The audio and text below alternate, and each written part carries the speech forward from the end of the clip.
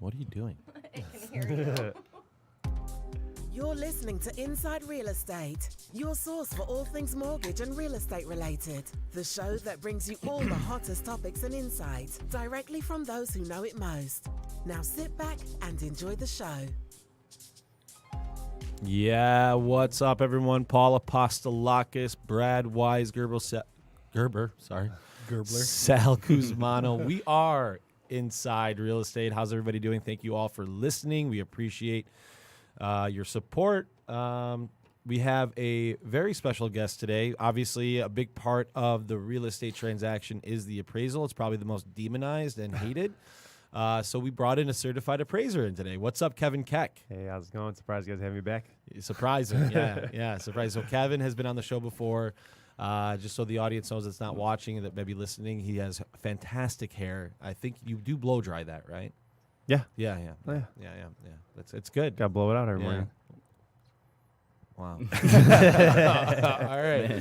So today we've got some interesting topics. One of the main ones I want to talk about today after we get into Kevin's stuff is Keller Williams is doing the iBuyer program, which is really interesting. We'll probably get into that. We'll talk a little bit about Fannie and Freddie potentially going back to being a private company after being in conservatorship.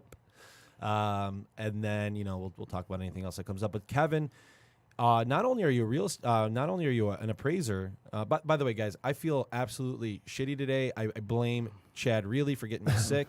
The weather outside here in Michigan is absolutely horrendous. There's freezing ice.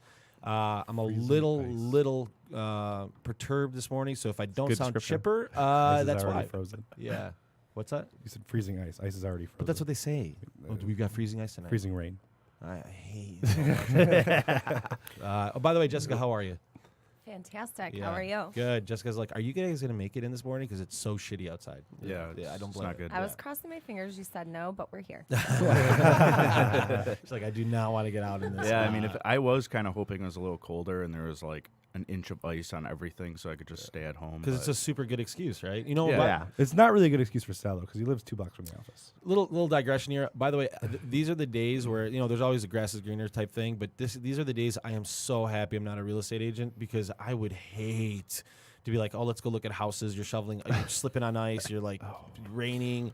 I just realized that my wardrobe is not equipped for this weather either. I got like You got a pea coat that trendy smells- boots, right? Yeah. And like they're just shite. They're utter shite. Yeah. Like water just gets in and gets through the seams. Sal and wears it's this coat that every time it rains, it smells like a dead fish. But that's good. It does though. You even said it yourself. It's because of the it's not this coat. But Not yeah, that it is coat, another yeah. coat. There's yeah. like it's like I was gonna jeans. give you a jab, but No, then come on. I You know. said it yourself. I know you're tired. So Kevin, like I was saying, you are an appraiser. You do how many appraisals do you do a month? Oh, I mean, depends on the season, but typically range from 60 to 100. That's a lot, by the way, for the audience to understand. That's yeah. a bunch of appraisals. And not only that, you also ran a real estate company for a little bit. You have your real estate broker license, so you do know that part of the business as well. You've done real estate transactions, right? Yeah, I did it for about 2 years, and it kind of fell out of favor for myself. Yeah, It's not the lifestyle like. Yeah, you decided to focus on driving around and doing appraisals. Yeah. Oh, Yeah. yeah. I mean, it's much more 9 to 5 than it is the 24/7 that the agents have to work. How long have you been typically. doing appraisals now? 9.5 years now. Oh, so you've Yeah. seen quite a bit. Yeah, You've been around. I've been in quite a few houses in the 3-county area here. So. Yeah. So I know that we got a lot of questions from the audience, and because appraisals always are demonized in the transaction, because if you get a low appraisal, it's like, oh, that appraiser is an idiot, blah, blah, blah. Yeah. But truth be told, the appraisal is a really integral process. Now, just so the audience understands, back before 2008, we had a lot of communication with the appraisers. We could literally say, hey, appraiser, I really need $200,000 on this house, right, to make this deal work. And the appraiser would get that message, and they a lot of times would oblige. And that was part of the inflation and kind of the problem that we had. So what happened with regulators is they decided to completely cut communication off directly from loan officers and even real estate agents directly with the appraiser. Now there's what's called AMCs, where the middleman, where you get your information from, you get the order, and now we have to talk through them. So it's rare for anybody to really talk to the appraiser directly, which I think will be interesting for you to kind of answer some questions for our audience today. But talk to me about that transition. Do you think that was a better thing for the market? You know what I mean? Like, is there a drawback with that? I mean, I think the big drawback is going to be cost. the cost went up. Yeah, definitely, for the because consumer, now you yeah. have a middleman that they have to make Right. money to run their business, and then Mhm. they have to pay also pay out the appraiser. Where before it was more just a direct, hey, hey Kevin, need an appraisal, $300. Now it's $475. Yeah, $500. Depending So if yeah, there's a rent it's definitely- schedule, you got to go Yep. back for another inspection. But with that being said, that with regulation, there's always challenges, right?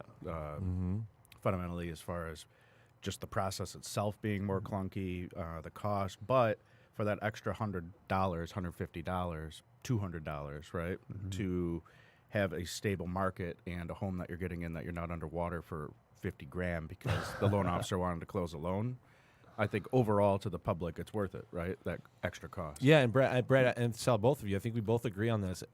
Although that there's a little disconnect between appraisers and everything, but I personally think the appraisal process is good right now. Yes. It is a governor in our market, and it's what we need to have happen so that the market doesn't get rampantly inflated, right? Oh yeah, I mean, there's some deals that appraisals that I do that I definitely put the brakes on. I guess is a good Yeah, it's term like, whoa, for it. buddy, But yeah. for me, I look at it and I go, I have quite a bit of knowledge in terms of valuation on Yeah. real estate. And then some buyers, when you're buying a house, it's an emotional process. Right. You're not looking at it from an unbiased perspective. So Mm-hmm. yeah, you might like the house and you're going to give them the seller their asking price, but is that really what it's worth? And in 5 years from now, when the market's going up or even just stable and you're not making any money, did you want to overpay today? Right. That's the big thing is that, Yeah. Go ahead. Especially for putting minimum down. Yeah, Right? yeah, 3% like down. when your loan right. is hovering around that value, all of a sudden you're underwater, and because think about when you sell your house, you're going to lose 8% on commissions and Taxes, fees usually, yeah. right? So it's like you put down 3. You got to make You know? 16 Yeah. to break even. Yeah, yeah. So that could take you 3 years just to break even with the. I don't think people realize that. initial Oh, I've cost. got $10,000 in equity. Well, you really don't, because if you sell the house, you've got fees, you've got taxes, you've got transfer taxes, you've got to pay a real estate agent potentially, right? There's Yep. all that's gone. Along with all the interest you paid on your All the mortgage. interest. It's all That gone. being So said, though, those are all reasonable points if you're looking at it based on an investment, right? Yes. But a lot of people are buying a house for an emotional reason. Exactly. So, like for me, I looked for a house for 3 years. I couldn't find the one that I wanted. I didn't want to move again. I found the house that I wanted.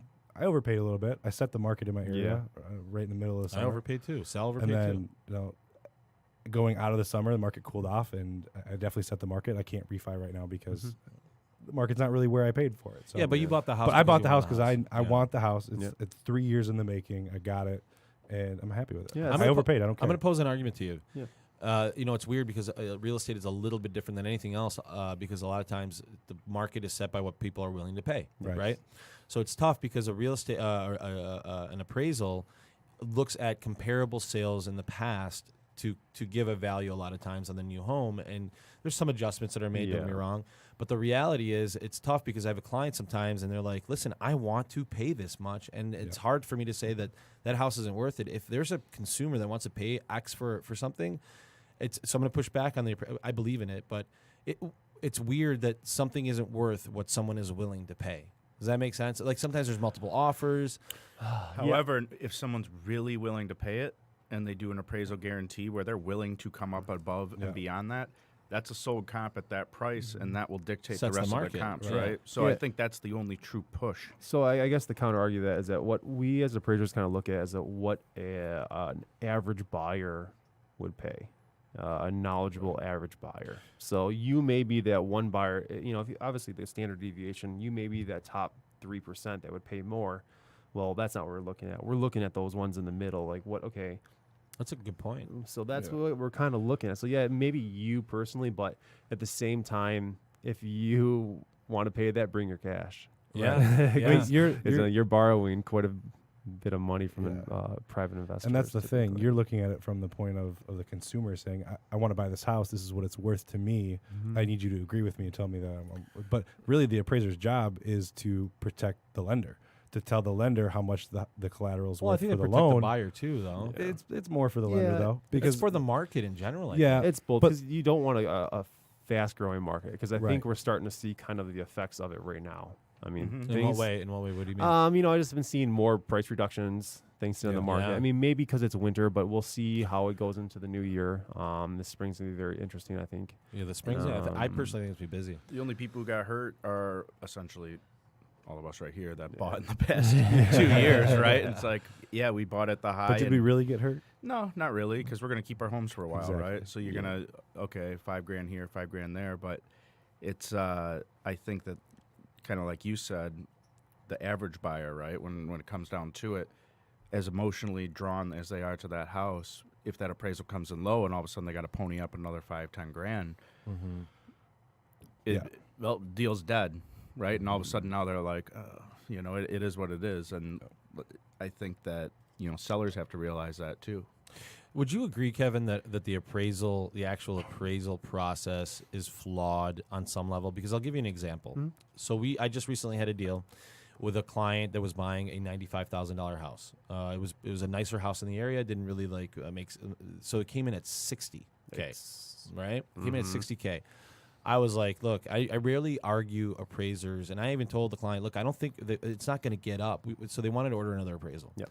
So we moved the file, ordered another appraisal, which we can do since we have different investors. So we moved the file, ordered another appraisal. Sure as shit, the other appraisal came in at $98K. That's almost a 40% increase. That's a big deviation, right? So, what do you say to that client that says, "How does that happen?" And I'm like, "Listen, ultimately, it's an opinion. It's not an exact science. So, talk to the audience about, that part of it. Like, it's difficult to explain it because if the market and this whole transaction hinges on this one thing, a lot of times, how can there be such a huge deviation between the two numbers? It is an objective opinion, so we hope that all appraisers, I mean, the gold standard is that if you have two appraisals, they're within probably about 5% plus minus of each other. Yeah, this was 40, dude. Yeah, I know. That's a big especially one. when you're at the lower numbers, it's going to look way worse. Yeah, it's like are they? I've had some come in at 220, on a $270,000 house. Next one came in at 285. Yeah. That's what I'm saying. Crazy. It's just, It's like, how does that even happen? I mean, there could be an experience gap between the two appraisers. There could be a market knowledge gap between the two appraisers. Maybe when they went through, they were looking at things a little bit differently. Maybe they saw different quality items. So it is kind of a judgment call on the appraiser's side. Like, okay, I think this house here is more comparable to this one, and then the other one went to the other side of the market. So it's hard to say without looking at why. No, I get they that. came. I think just from the outside looking in, if I'm a real estate agent, mortgage professional, client buying a house, it's like if something's hinging on this one thing so much, how in the world isn't it more of a science, if that makes sense? Yeah. So can you talk on that? It's just hard because we only have so much data out there for us. There's not really, we don't have like a data guide. I guess the biggest thing would be a quality guide on every house. So if we could tell like, oh, well, this house had, was built utilizing these materials compared to this one, then we might be able to say, well, that's why there's a big price discrepancy between the two. But, with the way that the MLS is set up and the data that we're given is just everything is a generalized kind of concept. Condition, like you'll see on your appraisal, you see like there's a C4, C3. Can you talk about what that means real quick? Yeah, so the condition of like a C3 typically means that your house has quite a few updates throughout the property, not fully like gutted and remodeled. Right. So like I've seen that your house in the last 5 years, you have new floor and new paint. Either you replaced or updated your kitchen, same thing with the bathrooms, or at least they're in well-maintained condition, in my opinion. Yeah. A C4 would be more of, basically you haven't done anything to your house, it's all original, but it's just not, it's livable. The bright pink porcelain. Yeah, tile. it's that time, Old school. you walk in, it's that time capsule house. Yeah. Or, it's you've done updates, but you let your dog chew through everything. So C2 would be a complete remod. I guess C2 basically is everything's brand new. All the major components of your house have been replaced. Brand new, but it's been lived in. Yeah. C1 is completely brand new, never been Yeah, the occupied. only houses that can get C1 are brand new construction. So Yeah, so I think something that comes up a lot, and there was this question that we got asked is, the consumer a lot of times they'll get what's called an inspection on the house, and the question that comes up quite a bit is, if I'm doing an inspection, isn't that what the appraiser does? And so, can you talk to me about the distinction between an actual appraisal and what an actual inspection does? Because they're very different things. Yeah, I mean, they're two separate concepts. So an inspection, basically, I guess how I view it is that they come in to make sure everything's working within the house, and there's no major deficiencies. Like, they're going to be able to spot, hopefully, issues with the roof better, or, HVAC system, those big ticket items that, appraisers we look at, but we're not there. I walk into house. I listen for the furnace, and if it's running and there's heat in the house, I assume that it's working and functional.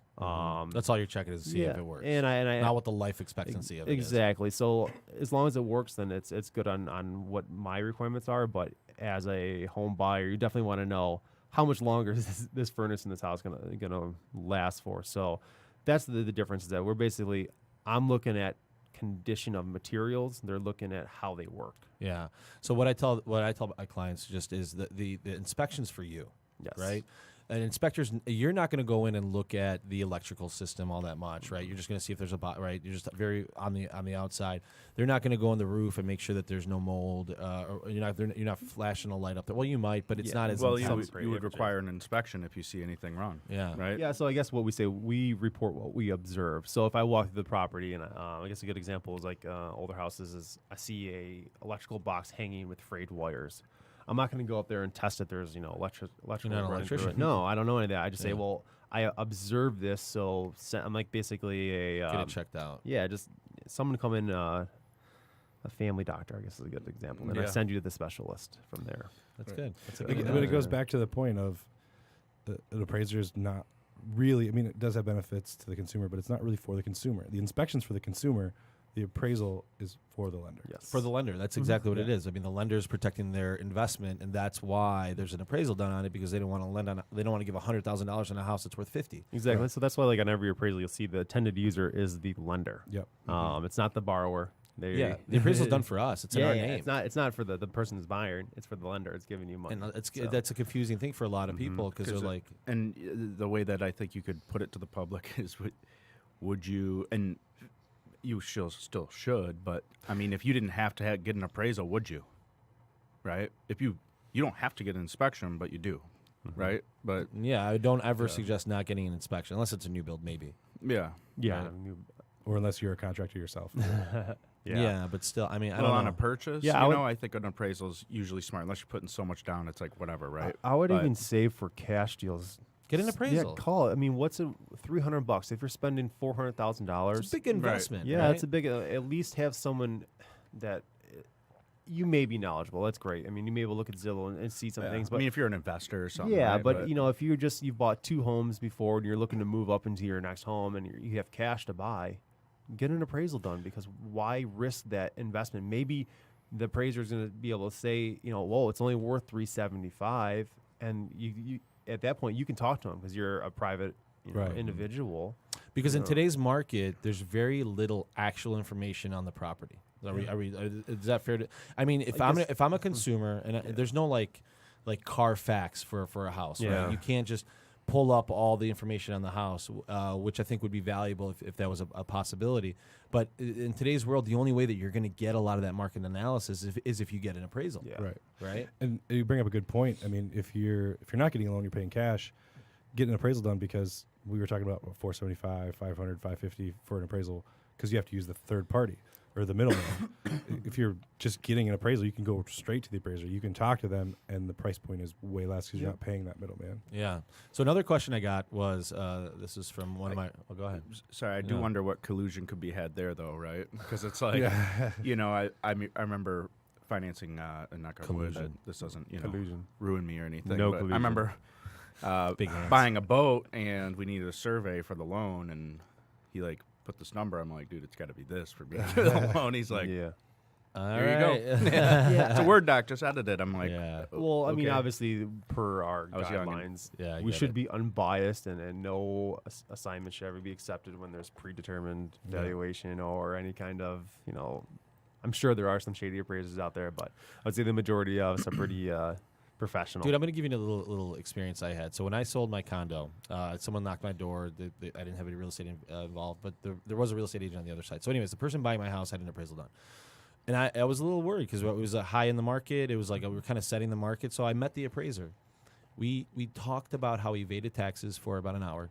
And I was like, look, man, I go, what do you think about the value? I need X. And he's like, oh, don't worry about it, man. And I was like, okay, this is still kind of happening. It does still happen where there's some collusion. Like if I want to meet the appraiser at my house, It's very indirect though.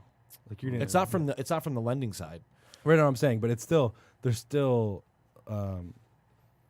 you don't really flat out say, "Hey, I need you to give me this," right? It's still it's a little more. I would indirect. have to imagine though. This is that what we're selling it for. Do you think we're going to have any issues? I'm going to talk about that. I would have to imagine on a refi, a lot of people tell you what they need though. You can't. Consumers though, they don't know the difference. Consumers, They don't yeah, know you shit. go into the house, they're like, I always get the call. Yeah. That he was in here for 3 minutes. Yeah, He 3 doesn't minutes. know. He took his I pictures have and gold left. I'm like, toilets. what are they gonna do? But I'm sure they're probably like, well, we submitted the loan at 200. Right? I guess I always say the appraiser home inspection is more just eye candy. What we do is at home or doing our data entry. So that's where we do the big research on your. That's property. where coming in and taking He didn't pictures. even care that I spent $200 on painting the that's hallway. what people don't get. It's more about the market research that you do on the back end. My They don't whole care about the basement's pictures that much. redone. Let's talk about that real quick, and I'll go back to the question I was going to ask. So I'm a guy selling my house, and I live in Berkeley, Michigan, and the average house is like $300,000, let's say. Yeah. And I decided to put gold toilets in my house, and I wanted to put Put a moat around your house. I built out my basement, and I have a game room and a tanning bed room and all this stuff. In the backyard, I spent $800,000 creating a really nice There's pool. like a roller coaster That'd back be there. a waterfall. So I steam room. spent $1 million on a $300,000 Yep. house. My house should be worth 1.3, right?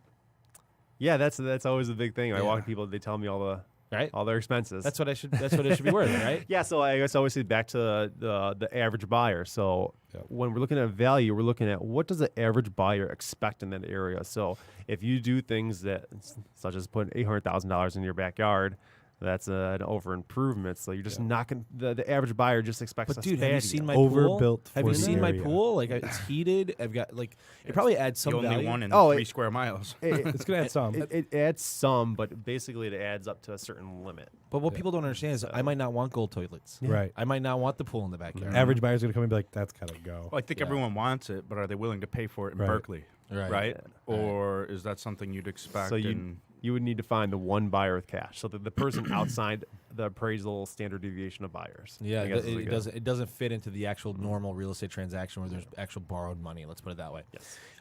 So here's the question I had. So on a purchase transaction, when the loan officer and real estate agent put together a purchase transaction, when we order the appraisal, you do get a copy of the purchase agreement. So the appraiser knows the value that is needed to get the deal done. Mm-hmm. There's been a few occasions in the last few years where, let's say we needed $200,000 and the appraisal comes in at $198. Like it's a dick move, right? Walk me through why the appraiser can't give us another 2 G's. I mean, dick.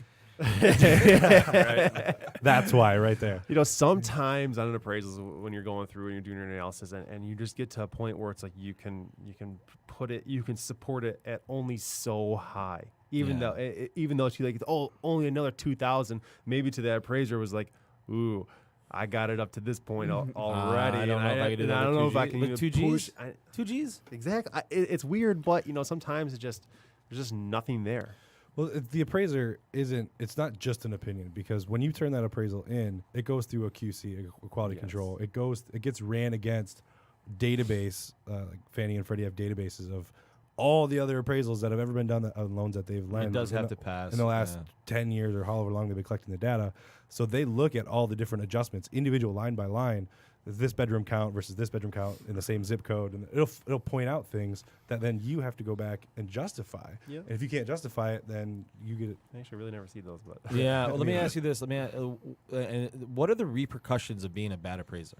Like, what are the what that's the thing. I don't think there are any. Like, you could be a really shitty appraiser and do a whole bunch of shitty appraisal. The only thing that might happen is you might get dropped from the AMC. There's no actual like regulation stopping you from doing some bad work, is there?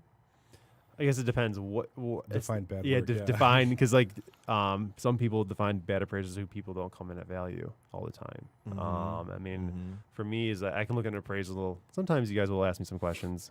Ask questions all the And time. it's quick. It's like, okay, you can spot things that they either did wrong very quickly in terms of how they written the appraisal, or, you know, it's just so hard. I mean, the repercussions really is you lose your license. But what would it take for that to happen? Is my point. I mean, for me, if I write lot, if I- probably. right, it's a lot, and right, Several it's a lot. complaints Well, I think, to Yeah. the licensing in the board. bigger action for an appraiser themselves, especially one who does volume, it'd be like us. Like, what happens if we're a shitty LO, right? Well, we get even if we get the fined. deal done. But we get fined. We get our license. Sure, I'm taken away. talking though, like the bigger. What would happen before that, mean, right? you- would be that we would lose all of our business. Yeah. You You can know? get sued. Yeah. So we do carry E&O insurance. Oh, you do? I didn't so know if that. there is Okay. a fraudulent appraisal done, you can get sued and lose money. Oh, wow. I mean, so you are on the hook. That's why we carry insurance. Yeah. But it would have to be you have to prove like malice. Yeah. I guess it really is. which So is I will hard. tell. I will tell you as a general rule, I don't really attack appraisers because I believe in what they do for the most part. And even when I see an appraisal come in low, when we go through it, Sal, you and I can both agree. A lot of times we're like, oh well, Yeah. like, Well, it's kind of An legit. advantage we have is if, hey, Mr. Client, I agree this is a shitty appraisal, right? And fighting it is probably not worth our time. I'll pay for another one for you. We'll go to another lender. So let's talk You know? about Different that. appraiser. Yeah, let's Get a talk about Yeah, that. different appraiser, different opinion. If it still comes in low, It's not meant we to don't be. get a deal, Yeah. right? So the audience understands when an appraisal comes in low, there is what's called a rebuttal process where you can find other comparables that potentially they didn't use, bring it to light to the appraiser and say, hey, Mr. Appraiser, we have 3 other houses that potentially you didn't look at. Can you please factor these in? I would say that 98.8% of the time the appraiser says kick rocks. Yeah. Yeah, Waste of time. And I think one of the real reasons is I get it every once in a while, and all I get is you send me 4 addresses, and I go, well, why are these better? You have You to know, put some you thought got to into put it. together literally- a report. It I takes mean, it's an 20, 30 argument. minutes. Yeah, spend some time. Like, okay, I see. At least acknowledge the appraiser's comparables. Like, okay, yes, I see what you're seeing, but Yes. at the same time, I guys have think egos. I think comp number 1, yeah, Well, It you know, is- but I think the biggest thing is too. It's like as a loan officer, right? We're just basically the conduit from the agents, right? So for me, if I get valid, like it's like telephone by the time it gets to the appraiser, Yeah. right? So if you have someone who actually that all they know is loans, right, and they don't really understand like the real estate side of it at all, they'll just fire off addresses, right? Like when I do a rebuttal, I submit a listing ticket, an explanation of why, square footage, distance you're, from the you're property. posing an argument. Yeah. And you wanna be sometimes I win. superior. Yeah, Yeah. if you You give do, yeah. Yeah. if you give me a good valid reason why this is better, I mean, first I would start with location. That's usually the basic. Is it more locationally similar? And maybe you can question. You know, I think the subject is more comparable to the condition of the comp I'm providing, or comparables Yeah. I'm providing, and then the ones. How you far can- out? You have to walk the line of saying that the appraiser did a decent job and acknowledge that, at the same time saying, I think these are better and here's Well, why. You got to butter him up a little Yeah, bit. Yeah. well, here's the thing: you got to give them an out. You do. Really? Yeah, Yeah, give do. me a yeah, reason. because if you give me an out, I'm like, oh, this wasn't in my search, but I actually, Right. this one's better. I missed it. People make mistakes. I know everyone wants to be perfect. But if you go But, on yeah. the attack, Yeah, don't ever attack. You're gonna Well, lose. and I feel like in rural areas, it's probably easiest to win because of the lack of comps or spread of them, right? And so Well, that's my I say question. those are How far harder. out can you go? Because you can right? sometimes find a property that was privately sold or whatever that you Yeah. can get the data on, and hey, this is a pretty similar house, even though it's another 2 miles away from the other comp you used. It's like people are willing to drive that far to go get Yeah, milk. so I guess the general rule of thumb, as long as it's in the similar area of influence, yeah. that's how far Is you that can what go. it's called? The area of influence. I just made that up. Oh, But I think that's a good way. Okay, to that's good. Yeah. So what would you tell a listing agent? Because part of their job is pricing the house correctly, right? And they are tasked with, they're not appraisers by no means, but they are tasked of being knowledgeable enough to be able to bring comps to the table and say, listen, Mr. Seller, these are the comps. I know you want to sell your house for $1 million, but it's worth $200,000, and they've got to basically do that. But there's a lot of potential listing agents that want to get the listing, right, and that buyer wants to sell at top dollar. So there is pressure for the listing agent and that buyer to say, okay, I want to sell my house for $250,000, even though the comps only call for $220,000. What would you say to, and you've been in that side because you do the real estate side too. What do you say to the real estate agent that is potentially coming in just to win the offer, but because ultimately it's not going to sell because it's over market? What do you say to them? Shame on you.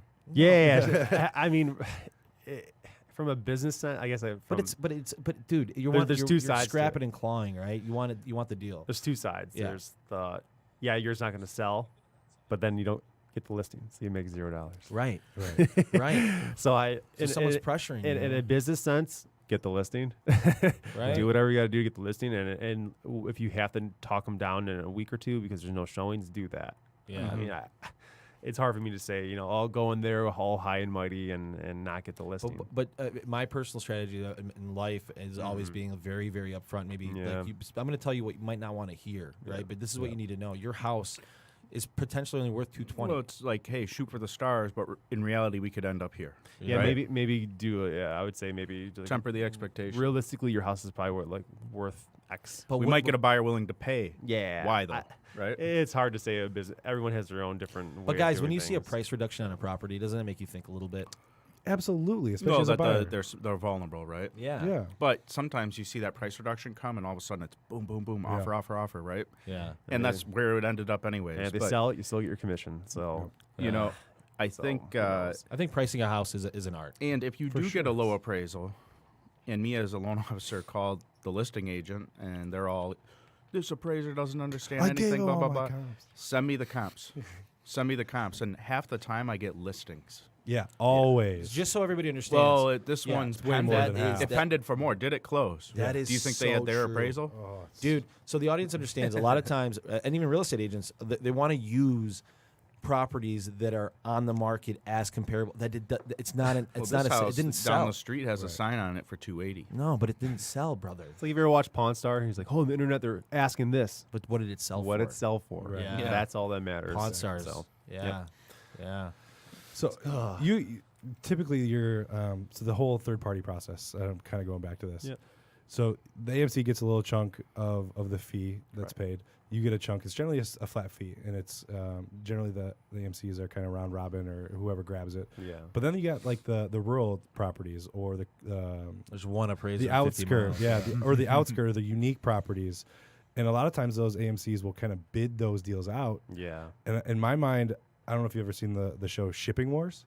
Nobody has. Oh, it's great. It's a bunch of truckers that are on this Jessica, website have you seen bidding Shipping down and Wars? stuff. And that's how I envision No, a bunch nobody of appraisers on a website. Like, oh, screw this guy. I'm gonna take it. I'm gonna go Yeah. down $5 more and take this. It's a blind bid, so we don't know what they're bidding. So. But it's a bid system, right? yeah, Yeah, you bid it. it's kind of annoying. Oh, it's blind. Yeah. Yeah, Yeah, they're just bidding. it's So very frustrating. Yeah. So what do you say to the So I get this a lot too. Real estate agents will say, "Where's your appraiser coming from?" Because we have a really unique market, and if they don't know my market, then I don't want to have them. And I'm Yeah, like, they don't know the South Pleasant corner. Ridge yeah. quarter right over here. It's this little thing of historical It's homes. very unique. Nobody. Why knows don't our you market. appraise it then? Yeah. You know, yeah. there's like So- 6 homes in it. What do you, I mean, but look, there is some truth sometimes with someone being like way out of market, like Yeah. coming from like Grand Blanc doing a thing in Birmingham. They might not, but does that actually hold water in your opinion, or is an appraisal? But again, we were talking about opinion, right? So Yeah. do you feel like that's a valid argument? Like, I don't want someone that's outside of the market that doesn't understand this market to do an appraisal on this You can house. always take steps to learn the market. Yeah. I mean, the easiest thing is But look, you would do that. yeah. I mean, you just look at the MLS. Just do a quick little search around the house, and there's typically going to be similar homes that are unique like yours. Yeah. That's sold. Yeah. So that can give you a good picture of the market right there. Yeah. So And I think overall, just to kind of circle back on everything we talked about, I mean, most appraisals are pretty good appraisers. Yeah.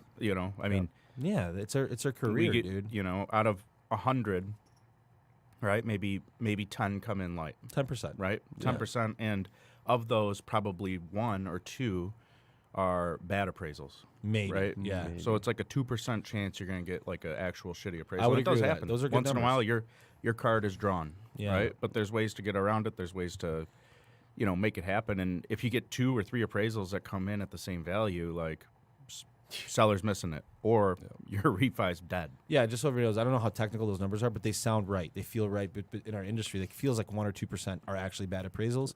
So that is actually not a pretty good number if you really think about it, But right? appraisers get such a bad rap is because Well, all their work humans is and- audited before it's Yeah. even submitted to the lender, usually through these AMCs, and then it's audited again by the lender. So often, you're going to get checked as opposed, and it's kind of like a loan officer writing a loan. But they get a bad rap because society or humans in general They wanna blame someone. They have a victim mentality. They want wanna to blame blame someone. somebody. They want to surround themselves with yes men that tell them what they want to hear, as opposed to having that person that puts them in check and gives them the reality. So they blame it on the appraiser all the Yeah. time. It's easy. Yeah. All right. So really good stuff on the appraisal side. I do want to get into 2 topics that I wanted to talk about.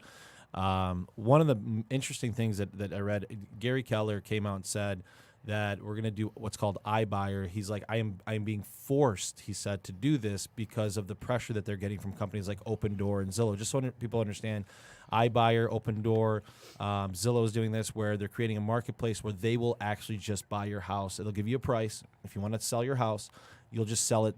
They'll then retain the property, and then they'll market it and try to sell it. And they probably their idea is to make a profit on it, right?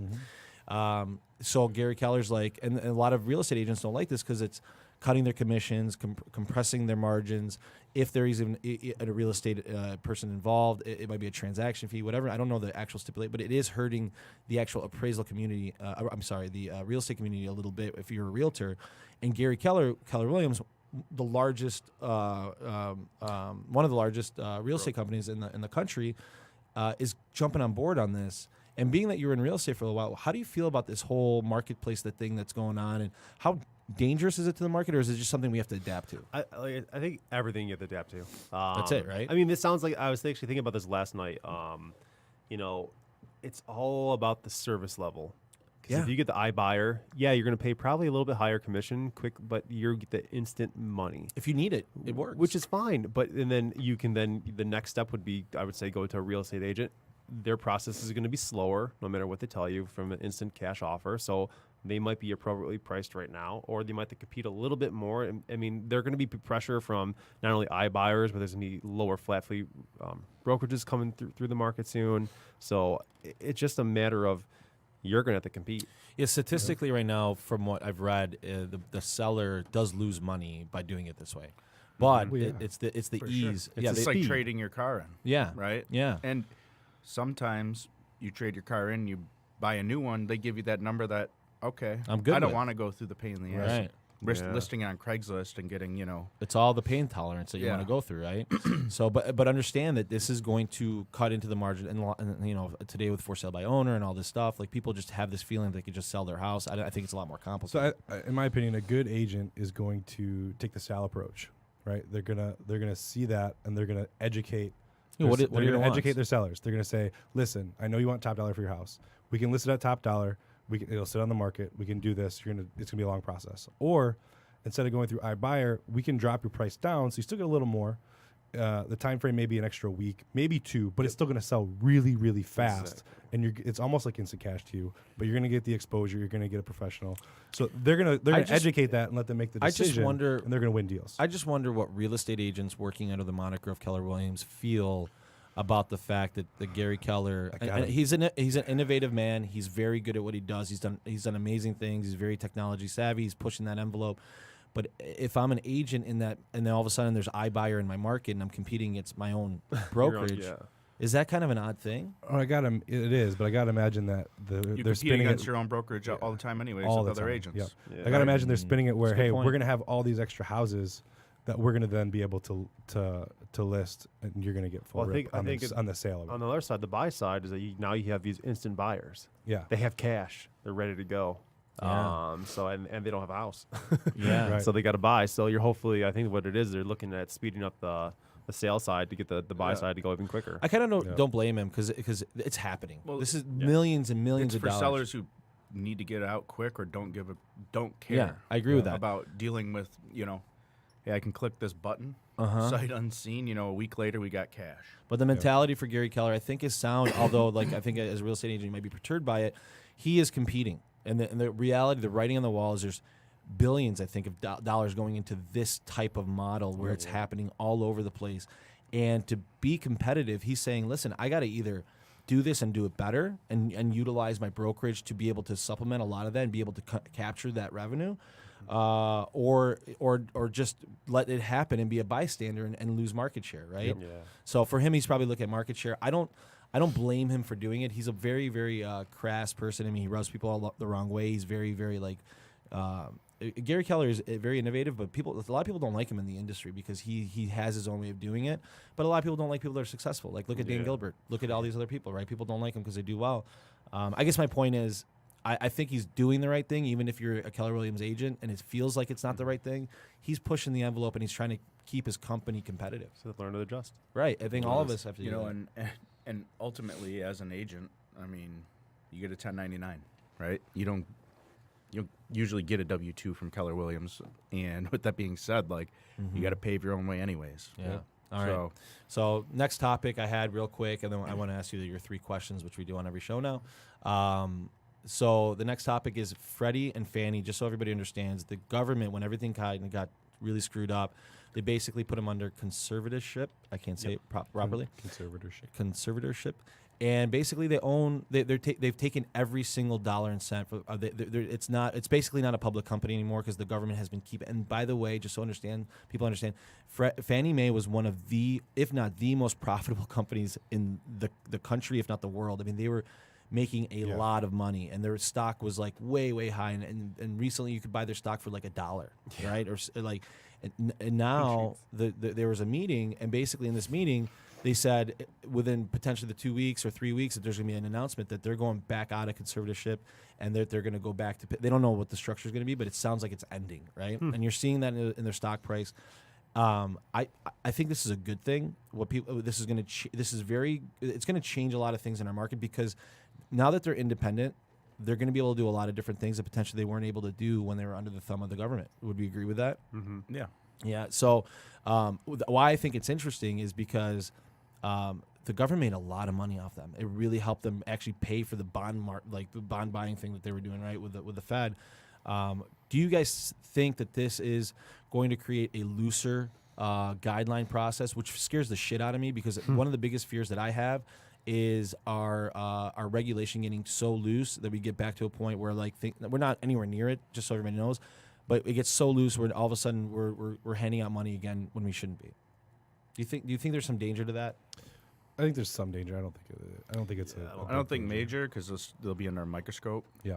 Being back on their own. But I think it will allow for some partnerships with potential technology companies to make.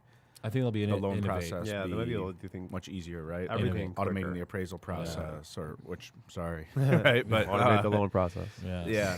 Why can't we They're automate releasing the an update. appraisal process? By the way, why do we need to have people?